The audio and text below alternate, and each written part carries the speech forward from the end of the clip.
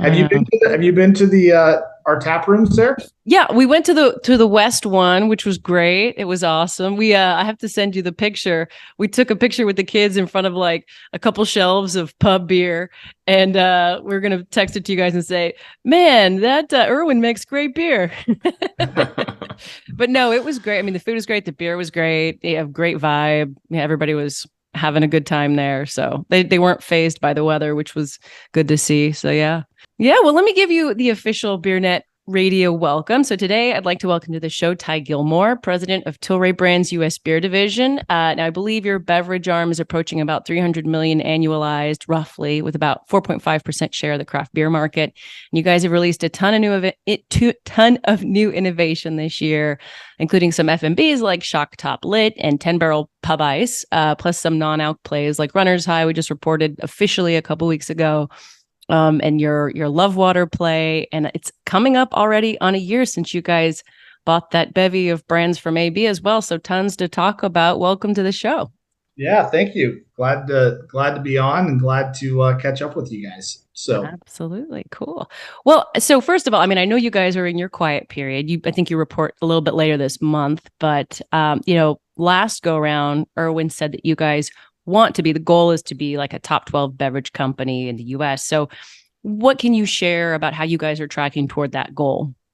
yeah, probably not going to speak into tracking against the goal, but the vision of becoming a top 12 or more beverage alcohol company in North America is absolutely in our line of sights. It's something that we think there's a huge opportunity. And as you mentioned, Jen, the ABI acquisition put us on the roadmap in a lot of places that we currently weren't on the roadmap, right? Specifically to the Pac Northwest and parts of the central the U.S. And so that's our long-term vision: is how do we continue to build our brands, to be thoughtful in how we launch innovation, to use data and insights and think about the consumer, and build out this beverage company in North America that will allow us to have the scale and the route to market to take advantage of. Because I firmly believe that we can read all the different puts and takes and what's growing and what's not and what's going to be hot and what's not. At the end of the day, we're all in this consumer packaged good industry. We're all trying to reach new consumers with our existing brands or new brands. I think retailers are trying to find ways to continue to drive margin to their financial pool. Distributors are still trying to find ways to drive margin so they don't have to be in cost cutting mode. And so we firmly believe with our current array of brands and facilities that we're going to be able to take advantage of that. Both today and as we look, kind of forward on other potential acquisitions, et cetera. We're going to continue to be very, very inquisitive, but it has to make sense. And I think what's exciting for our team today is that we now have an infrastructure to take advantage of those opportunities, whether it be existing brands, whether it be innovation, or other things that might present themselves, as we have an infrastructure to take advantage of that. Right. That makes sense. And then, of course, you said not preempting. There could be more M&A. And of course, some of your competitors have been very acquisitive. Sazerac and Gallo, of course, are making moves, which makes things interesting. And also innovation is important. What is the white space still? I mean, I know you can't be too specific at this point, but is the white space geographic in nature right now for you guys? Is it more occasion based? Can you share anything there? Yeah, there's I think I said a couple times, there's a couple different white spaces that I think are an opportunity for us as I look at our overarching infrastructure, right? We don't do a lot of business in the Great Lakes today. We don't do a lot of business in Texas today. And I think there's an opportunity in Southern California, or California, Nevada, Arizona. And so those would be kind of the white spaces geographically that we look at. As far as broader consumer-based white spaces, that's something that we continue to pour a lot of time and effort into, right? I think Um, I think the non-alc beer segment is going to continue to grow. At what pace, who knows? I've seen the FMBs, I've seen the ciders, I've seen the hard sodas, I've seen the seltzers, right? I've seen now the canned cocktails. Some of them hit that threshold of 300 million in total U.S. food, and they continue to grow. Some can't get to that, like hard kombucha, and they stall out. And so we think there's a pathway for this younger consumer, that they're going to continue to find ways to subsidize their experiences through non-alc. And so that's something that we're really, really excited about. I think that's a white space for us. You go back 6 months ago, we were talking about Runner's High. I don't even think we had shared that we were going to launch Montauk NA, which has been a really huge hit. And so, we through the 10 Barrel acquisition, they had the non-alc, and we were able to kind of learn and understand from that. So I think that's a white space. I think the hard teas continue to have a white space that a lot of folks are trying to get into it, but how do you differentiate yourselves? Does that start to look like the seltzers, 5 or 6 years ago? And so, yeah, I mean, I think there continues to be a lot of white space. The way I would also look at it is, I think the folks from 10 Barrel, and you're in Bend, right? You said you walked in and you talked about pub beer, right?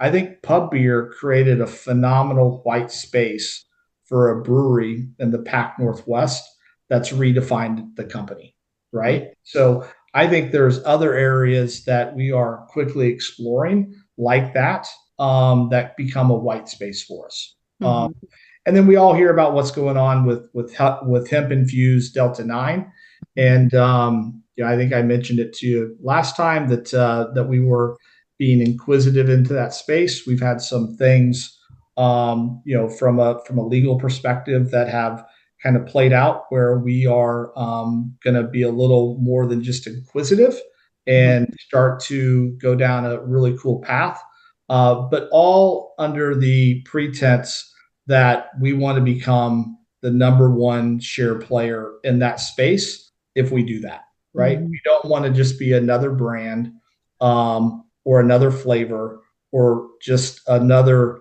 me too.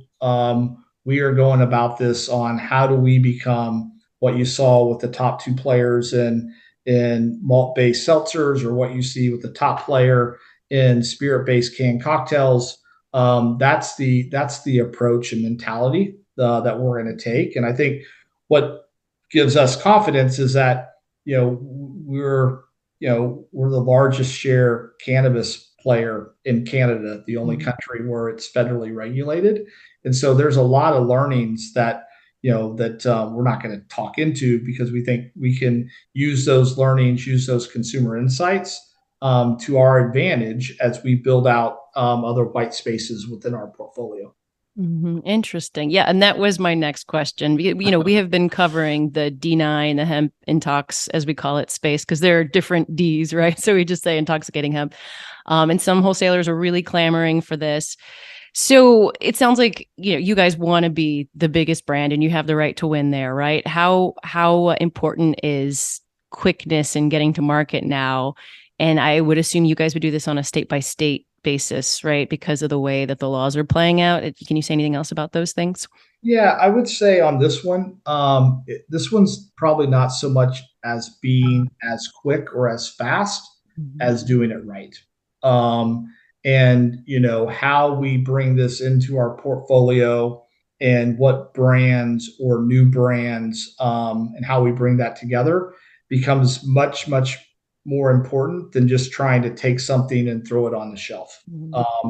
Because I think this category is, it's almost like the FMBs back in 1999 when they launched Smirnoff Ice. There were Zimas, and then Mike's, and Stoli came out with something, and Bacardi came out with something. Like, everybody's just trying to take a brand and kind of throw it out there. And I think we're trying to be a much more thoughtful, based on need state, occasion, consumers, and how do we have an overarching platform of how we take advantage of that, right? Jen, you might wake up on a Saturday morning when your normal routine is to drink a coffee, Mhm. and you want something a little more, right? And Jordan, you might like to find this release or need state on a Thursday night at midnight, right? And that's probably going to look a little bit different than when Jen is looking for where she needs something more. And so we got to be really really mindful of the consumer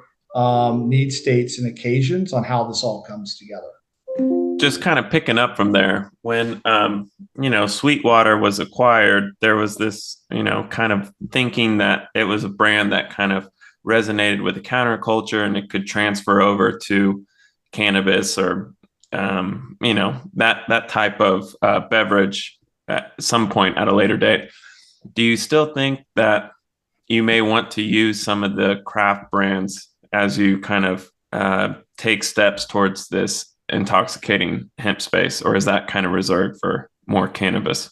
Yeah, I think to be determined. I think we have some really authentic history beer brands that we're starting to see a turnaround on trends, right? Which is really really exciting. If you look at the work the team's done on Sweetwater, you look at what the team's done on Montauk to accelerate that. You start to look at some of the turnaround on Shock Top or Breckenridge. We think we have this portfolio of brands that is really really special, and a lot of them live in kind of a geographical area. Um, I don't, and that's why I say it was more about going and doing this the right way and being smart versus just speed. So I don't foresee us taking a beer brand and going into this space, this hemp derived Delta 9. I think that could end up driving confusion and a lot of different other concerns that we don't want to get into at this stage, right? Yeah. And so I think we have to be very clear on our craft beer business and the brands that we have and what we're going to continue to do to grow and lead, turn around or accelerate depending on the brand. But in this space, I think there's things that we can do using data and insights and some other means that allow us to position Tilray Brands, the kind of the parent company that has a lot of expertise in doing this, that we can come out with something that kind of plays in that space that's authentic to what we do, right? Yeah. Again, just remember we have more than just beer brands, right? We have Liquid Love, which is a water brand. We have Runner's High, which is a non-alc beer brand.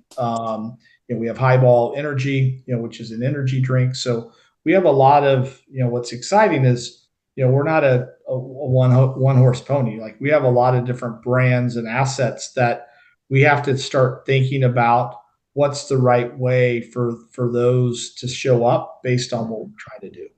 Right. And speaking of assets, do you have facilities in place to pursue this type of production already, or is this something where you'd have to kind of redo something or build a new one? Yeah, not today, right? Okay. So our six production facilities today couldn't go and play in the hemp derived Delta 9 space. So we would have to look outside of kind of our current facilities on what we could do. But there's other relationships and partnerships that we have that might allow us to get into that a little bit faster. It's just a really really tricky situation, right? Because you got some of this is regulated by FDA and TTB, and some of it is they're still trying to figure out where all the regulations shake out, and so we just have to be very very. And that's why I keep talking about doing this the right way, and it's not about Mhm. speed. We have to do this the right way, right? And to become that number one share player in this space, I think we all have history that sometimes it's better to take some smaller steps and really understand the broader good of what we're trying to accomplish versus just coming out and putting some brands or different flavors on the shelf in Minnesota or some of these other states, and And then you have, Jen, you asked about it. I mean, it's different by state, right? I mean, and I get a lot of calls. It seems like every week from distributors asking, what are we going to do? Like, we're all in. Like, we need something from you. I'm like, Yeah. great, Just wait. Yeah. Just Well, give us time. yeah. I mean, do y'all have a general, end of year, or can you share that? So, our plans are that the first part of next year is that we're going to have something really, really exciting. Um, Mhm. we think that probably in Q4, there's going to be more news that we can talk about. But yeah, I think um, our goal is that as you get into 2025, that we will be very clear on what we're doing, why we're doing it, how we're going to do it, who we're going to team up with, how it's going to work, which is exciting. Very cool. Yeah. But the premise is it's not just doing it, right? It's not just launching another flavor or another cool name. It is doing it with the intent of there is a consumer, there's need states, there's occasions, and that we're going to bring something that we firmly believe is kind of first to world in the U.S. in this space. And it's using technology that's out there that a lot of people talk about, but we're going to take advantage of it in a completely different and exciting way. So, does this venture fall under your purview, Ty, or are you like, Erwin, I've got I've got enough going on right now? Yeah, well, I think we all have a lot going on. Not going to understate that. You know, Tilray Brands is the parent company. I run Tilray Beverages here in North America, so it would include beer and water and energy. We have a different company, Manitoba Harvest, that plays in the hemp food business. So they're a leading hemp food, as you probably are well aware. They launched Happy Flower, which was a CBD drink, about a year ago. And I know they're doing some exciting things with Happy Flower, but everything that we do kind of in this Delta 9 that we're kind of driving would fall underneath me. So, okay.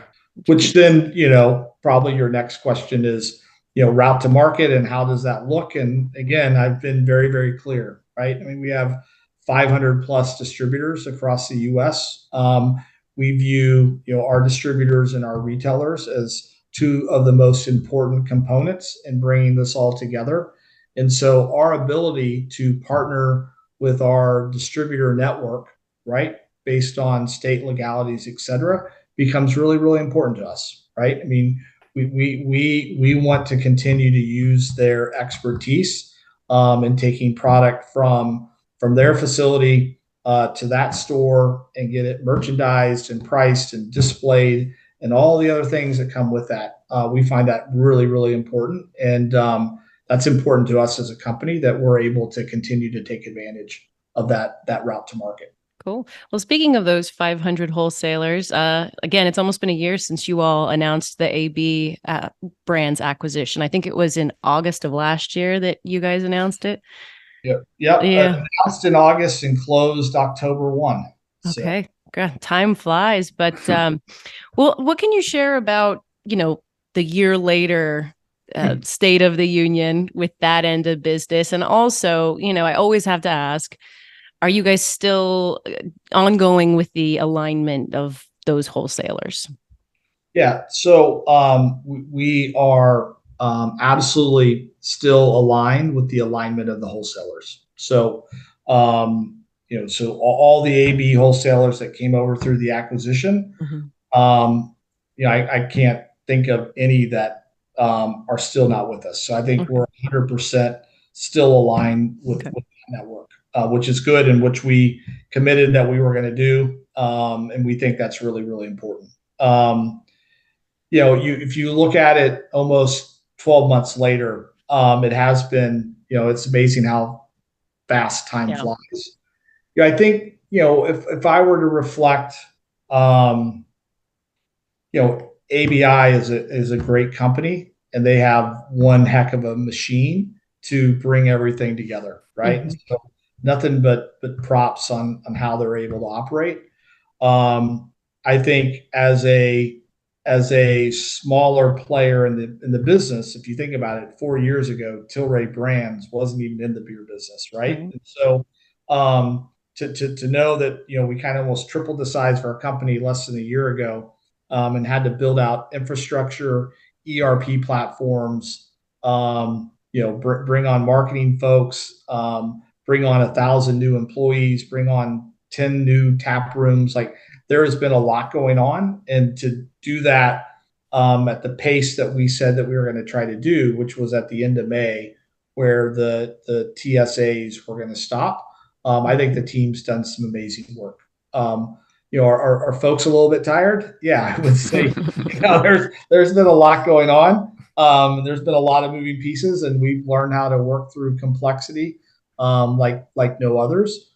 But we have some great brands that just needed a lot of TLC. They needed some investment. They needed some prioritization. They needed some clear direction and feel part of something like Tilray Brands that operates in this very entrepreneurial, like, you run your business, you own your business, so go make decisions. I think our engagement with our distributor partners have been, really, really good. You're always going to have supply chain challenges here or there. You do all this. I think from a retailer perspective, again, I think there's been a lot of excitement. You start talking about these brands, and everybody has. You talk about your horror stories on travel. I mean, everybody has their stories that they bring up on these brands. Like, do you remember when Shock Top was, or remember when we did this with Breckenridge here? And so, like, that's just very energy exciting when you start to hear those. And there's just not enough time in the day, frankly, to pull all this together. But it's been fast paced. Do I feel good about where we are today? Absolutely. I feel absolutely good about where we are today. Do we still have a lot of work to do to make this completely seamless and be running at the level that I want it to? Absolutely. But have full confidence that we have the team.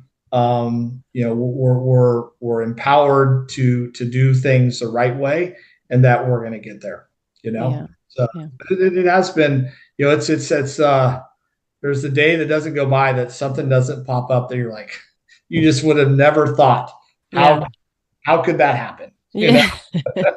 Well, sometimes that makes for, luck and the way forward. Who knows? But one more from me, and then I'll pass it over to Jay. So some of the innovations that you guys made big bets on this year are in those AB brands, like your pub beer platform and your Shock Top Lit. How are those tracking? Because, you said pub beer has really resonated as a platform for beer in the Pac Northwest. And then I know that, you mentioned tea too, obviously, is a huge space.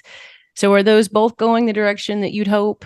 I think pub beer is going in the direction that we hope. I think there's still a lot more on pub beer. I actually don't look at it as pub beer. I look at this whole cheap fun platform that we're starting to bring together. I think there's a long runway with this cheap fun Yeah. platform, right? Yeah. So pub beer sits in there, pub ice sits in there, pub cerveza sits in there, right? It's the cheap fun platform of what we're trying to do. So call it the opening price point of craft, if you want to call it that. But I think there is a consumer, as we go forward, that is absolutely aware to price and what they're going to want to pay, right? So I feel like there is a long runway in this cheap fun platform. I think there's still a long runway in pub beer, and that could play out in a lot of different scenarios. That could play out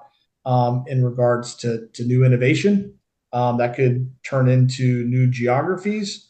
It could be a combination of both. And so I think we have to continue to be on edge to think about what's next for pub beer, especially when you look at that consolidated area in the Pac Northwest. Mm-hmm. As far as shock top lit, that's probably one of the ones that we have more opportunity to do more with that. So there's still a lot of excitement around kind of being what I would call the number one hard tea that is 9% ABV. And we still see that trend that consumers are looking for higher ABV. But we've had a slow start to that one, right? And it's that's all part of the just kind of working through shock top and what is shock top going to be, right? Yeah. How do these kind of fit together? And I think there's some sponsorships that I think we've talked about that we've done. So we're the official craft. Shock top is the official craft beer of the University of Florida. We just did a deal with the University of Colorado. There's another school in the Midwest that hopefully we're getting close to doing something there. And so, we think it's been okay to kind of pause on the hard tea because we think that consumer that's drinking or indexes high on hard tea is probably that LDA to 28 consumer. And so having some other mechanisms in play that we can start to speak to them, I think is the right thing to do. So good on pub beer and cheap, fun platform. I think I could have done better on the shock top, lit, but we're still excited about that space. So quick rewind on the pub beer. So I think I mentioned to you, I went to the 10 Barrel West Side pub here. And it's funny because the pub beer it fits, but it's a little juxtaposed against like the OG craft cred where everything is almost like cartoonish and super local. And the pub beer almost looks a little bit like private label, but it kind of fits with exactly what you're saying, like the cheap fun. And it's also kind of hilarious and almost satirical when you consider how expensive the Pac Northwest is. It's like $26 for like a salad bowl, I mean, even living in Austin, I was blown away when I came here. So I think that's kind of fun. If you didn't mean for it to be satirical, I think you should lean into that. Yeah. Well, I think that's what we're excited about, right? And so if you start thinking about kind of white spaces and what, Chris and Jeremy did an amazing job of with 10 Barrel and pub beer numerous years ago. There's a playbook there, right? Yeah. So how that starts to show up in Austin might look a little bit different than how it shows up in Bend, Oregon, but there's still a cool playbook there that still makes it look fun and cool and different than the traditional craft brands. And I think that's what we have to continue to look at. Like so many, you think about when it was like Pete's Wicked Ale back in whatever the late 80s or 90s, okay, right? Yeah, and then all these craft came out, and now it's like every craft brand. It's like that can has to look like something you don't even know. I don't know what it is or what the brand is or anything about it, and so I think there's just this whole consolidation that we're going to lead the charge that we can do things like that where it's clear, it's simple, it's priced right, and at the end of the day, it's awesome tasting liquid. So, I wanted to touch on the non-alc side, not just non-alc beer, but Liquid Love and Highball. Can you share some of the latest happenings with those brands? And then also just on non-alc beer, you have a standalone non-alc brand now in Runner's High, and then you have some non-alc extensions off of your craft beer. How far do you want to take that? And I mean, some of those brands are people's favorite brands, and they would probably like a non-alc version. So where do you stop, or where do you keep going? You might have just answered my question for me. Exactly. I would agree with that. There's probably a lot of people that love our brands and will love a non-alc version, right? And so I don't disagree with that. I think let me start with Runner's High. Okay. Runner's High was we just came off the Peachtree Road Race a couple weeks ago. where Runner's High was one of the predominant non-alcoholic sponsors. And it was really kind of our launch of that brand in a really, really big way. And our learnings from that is that people love non-alc brands, and there can be this connection to consumers that like to do things outside and be active. Running is one piece of it. You know, we're not trying to be another Me Too. Hopefully, you can see by our flavors: a golden wheat, a raspberry wheat, and a dark chocolate. We don't have three IPAs or two lagers. I mean, we're really trying to be distinguished in what and how we do. Ideally, when we created that brand and launched the brand, the provocation is, I want a 6-pack that you could take into, I'm making this up, but Fleetfoot, right? You could take it into a shoe store that only sells running shoes, and you could put the 6-pack carrier there, and people would go, holy shit, what's that? Yeah. Right? It looks so cool and inviting. And I think the team's done an amazing, amazing job. And so, there is a clear number one share player in that space. I think they're doing some amazing things. I see no reason that space can't have a number two or a number three share player that might not be also a national brand, i.e., a Heineken or a Guinness or whatever it might be, right? Again, you look at seltzers. Last time I checked, Truly and White Claw or High Noon, they're all part of a bigger company, but they don't have their big brand attached to it. So, really, really excited about what we've done with Runner's High, and how that space is going to grow. I think we saw it, in January and February over the last couple of years, that this dry January, which kind of is leaking into, dry February, is real, right? And so how we start to kind of play in that space becomes really, really exciting. So the team is really, really focused on how we start to take Runner's High out on a much broader national level, and lead in with chains in certain areas. Montauk was really a no-brainer, right? I mean, you think about the sponsorship that we had with the Mets, and you think about Montauk and that consumer, and they were really asking, why can't you have a Montauk NA? And it all came together really, really nicely, and we're seeing some great success of that brand. Do all of our brands fit in that space? I don't know. I think you look at Tin Barrel and Breck and Sweetwater. I mean, they all have kind of the same DNA around outside and kind of being cool outside and doing things outside. And so maybe, right? Maybe that plays, but I think we have the bandwidth to take Runner's High on a national level and be really, really smart on how other brands could show up in the NA space, right? I think about two brands that we have, Alpine and Green Flash, that sit in Southern California, right? That people kind of probably forget that we have, right? Yeah. Nelson and Duet are two of the highest rated beers out there, and so that becomes exciting as I start to think kind of to the future, right? Liquid Love is telling you, Liquid Love is going to be interesting. It is.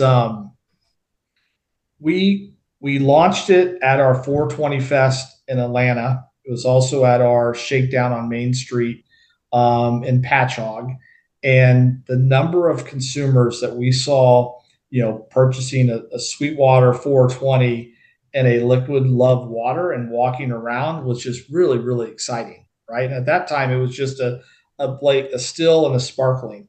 We've now kind of advanced the whole Liquid Love platform so that we only have sparkling. We have 4 flavors, and they're all infused with B12 or ginseng or some other functional benefit. And we're really excited about this space. And it's not about thinking of the name and maybe going after a competitor. It's thinking about the consumer and what we think, what the world needs, right? And so, love to life and love to the world and love to you. We think there's a really cool play. And as people continue to maybe, drink better but drink less, or they like this functional space, we think there's an area that we can go and play in that, right? I mean, the competitor today, you'd say, that's done extremely well, went from still water to flavored sparkling water, right? And so this isn't just a flavored sparkling water. This is a functional flavored sparkling water, and no one's playing in that space. And so that's really exciting to us. I don't know if I answered your question, but we think there's a long runway there. Highball, you asked about Highball Energy. Yeah. Um, Highball Energy, it's an interesting brand as we learn about it. It did some business up in the Pac Northwest. It did a lot of business through Amazon. We've continued the Amazon business, which is good. I think a lot of our repeat orders have actually continued and have started to grow, which is exciting. Um, we also think Highball has a whole different potential platform as a brand, right? And so we talked about Highball Hardball, which is a non-carbonated 10% in a plastic resealable. That's going to start to ship out over the next 4 weeks under the Highball name, right? Because you think about Highball and it's a glass that you make drinks in. And so we think there's a lot of bandwidth for the Highball name. And so whether it's in energy, whether it's in the alcohol space or whether it's in other arenas, I think there's something there that we're still kind of sorting out.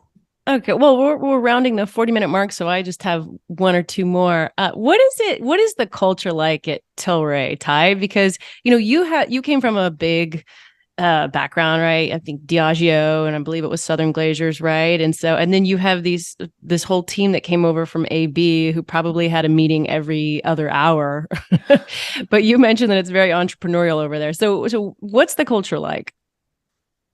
Yeah, it's that's been a really interesting one, right? Kind of taking, if you think about it, when I started, it was Sweetwater, Alpine, Green Flash. Mm-hmm. Right? I think day one we announced a deal with Montauk, right? Yeah. And then fast forward, not even 12 months, we just took on all these brands. So we're all these different companies trying to come, almost like the Brady Bunch, trying to come together and figure out what The we are. Tilray bunch, yeah. Tilray Bunch. There you go. I like that. Yeah, I mean, we aren't. I would say most people would say that we're not your big company culture, right? Mm-hmm. It has a lot of meetings and a lot of people and a lot of safety nets, and probably all the different process that you need. As I've said with regards to innovation, it's not going to take us 18 months. We're going to try to do stuff in 90 to 120 days. So we have to be very, very entrepreneurial. Yeah, I think one thing that's really important to us is that we have to continue to evolve from a bunch of different brands to a house of brands, right? So we're not the Tin Barrel Brewing Company or the Breckenridge Brewing Company. We're Tilray Beverages, and so we're family, right? So how we start to use all the resources around us becomes really, really important. At the end of the day, we're also in beverage. So, I mean, we should be having fun like this, like we should be waking up and having fun. And this shouldn't feel like just a typical job. And I would say most people don't wake up and say, this is like working for one of those companies that you mentioned every day, because it's just completely different. Like, the challenges that we wake up to every day force our leaders to think through and solve problems like no other, and that becomes really, really exciting. So we have to be entrepreneurial.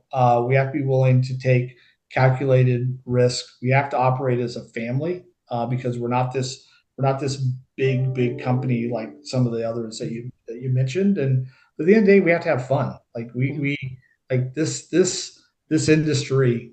If you're not having fun going out there and meeting with distributors or meeting with retailers, or brewing a beer that just like crushes it, or walking into a tap room and you see the place is full and there's bingo or trivia night going on, or you go to the 420 Fest and there's 19,000 people at Pullman Yards, and they're there just to listen to music and and have fun. Like that's what we're all about. Yeah. And we have to have the right people that want to do that. Right. This is not going to be your traditional big company where you come in and this is kind of your four box and stay within these the walls of the four box. Like, we got to get people that see not a box, they see like this sphere of like, oh my gosh, like I can go and make this come to life within reason. And I think that's where people are starting to get energized. Right? We got to work through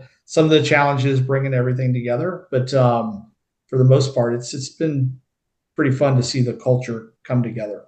But it's, reiterate. I mean, we were like, 10 Barrel was different than PDX, which was different than Breckenridge, which was different than Blue Point, right? Which was different than Sweetwater, which was different than Montauk. And so, kind of bringing that all together has been a lot of work. But I think people are starting now to see that it is kind of fun when you're empowered to make decisions and run a business, but also be accountable for that. It's what a lot of people strive for.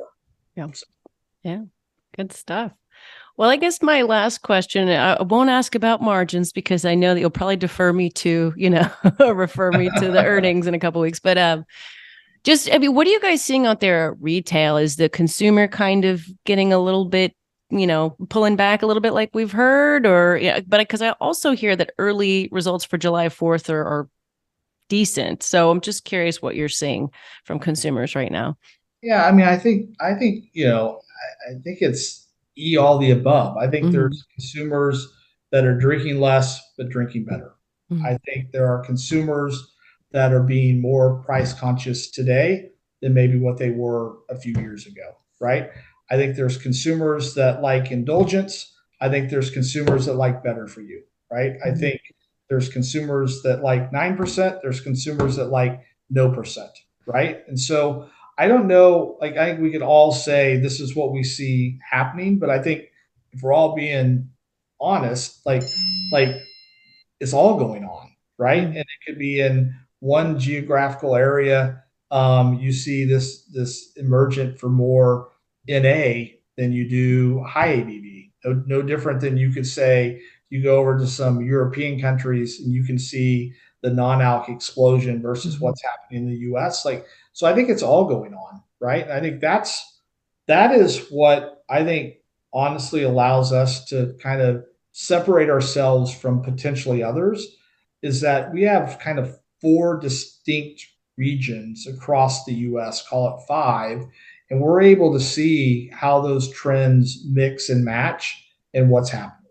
But I think at the end of the day, they're all kind of happening, and so you can continue to look at Mexican imports and see the growth going on there. So like, how do you put a consumer trend to that? I mean, it's not just Hispanics drinking Mexican imports. It's everybody, right? And so is that an indulgence? Is that what is that? And so I think that's what's so interesting, is that I think you can see beverage alcohol over the last 20 plus years. Total beverage alcohol has remained somewhat flat, right? There's puts and takes of everything that's going on, and you can start to see some of those drivers for the consumer, but they all go in cycles. As spirit based canned cocktails have been on this growth, so were malt based seltzers. But before that, it was cider, and before that, it was FMBs and craft, and so it all goes through these cycles. I think the bigger question is, as you get more people that come to legal drinking age, and you think about legal drinking age to that kind of 35 plus, like, what are the opportunities to really talk to those consumers? Because I think they're going to be the the foundation of the future of beverage alcohol, and that's different. And some of the things that we talked about today, whether it be tea or hemp-based Delta 9 or, or water or energy, I think it becomes really, really important. Right. Yeah. Jay? No, that's it for me. Thanks a bunch, Ty. It's always fun talking to you. Yeah. Well, cool. Well, you're still in Bend tonight? Yeah. Oh, I'm here till early August. Yeah. So give me all the recs. So is your family with you? Uh-huh. Can I buy dinner for the family one night? Are you here? Are you here? I'm not there, but I will call our GM if you let me know when you want to come in, and I'll take care of dinner for you guys. Oh gosh. Well, thank you, Ty. Well, I'll let you know offline. But thank you. I appreciate that very much. No, I mean, we've already been to 10 Barrel. We'll be back. It was great. We haven't been to the East one yet. I did see though, and it was cool because we saw a big truck, obviously distributing 10 Barrel. It said truck full of beer. It's like a white painted truck and just like the pub beer font and the black letters, truck full of beer. I love how, just literal it is. It's like, yeah, that is a truck full of beer. Sometimes the simple things in life go the longest way. Yeah. Yeah. So good stuff. Yeah. Cool. Thanks for taking time. Always appreciate getting on, and look forward to, as things kind of shake out on the hemp-based Delta 9. Happy to hop back on and let you know how the plans are coming together. Absolutely. Sweet. That sounds great. All right. Well, stay cool. Talk to you soon. Bye.